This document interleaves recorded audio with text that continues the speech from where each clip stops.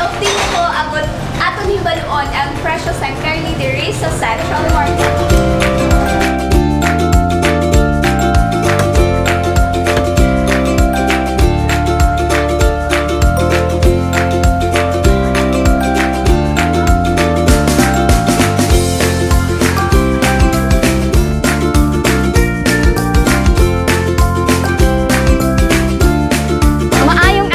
Tatak, iyari naman kita subong sa panibagong episode sang aton Merkado Publiko. So sa subong nga adlaw aton hibaluon ang mga presyo sang karne diri sa Central Market.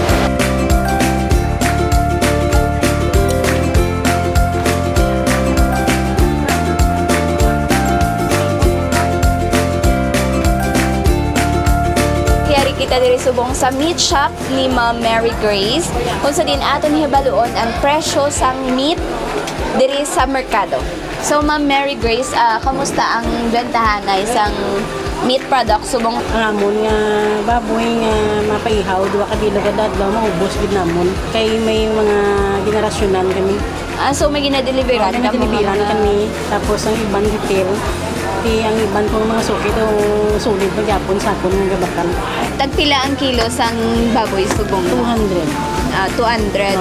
Like ang unod, may itambok. May tulan amo man 200. Pero ang taras ya ka baboy, yung taras lang gid is 150. For example, mamang sa may ginahimo nga dinuguan, lain mo na siyang price. 100 lang na yan.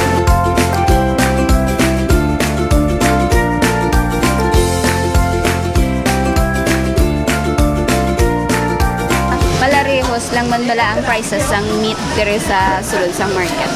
Palariyos. May araman iban niya nga lain nila nga presyo pero sa amon niya is 200 lang gid.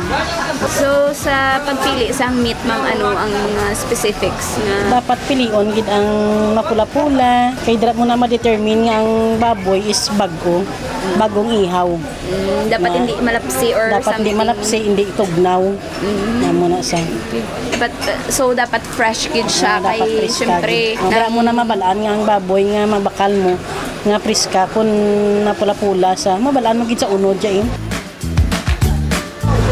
ang amon hektik gid nga oras gid nga gaguluang mga manugbakal is ang alas 7 sa ngaga hasta alas 9. Pagkahapon alas 4 hanggat alas 6 ang gabi para sa panyapon ano.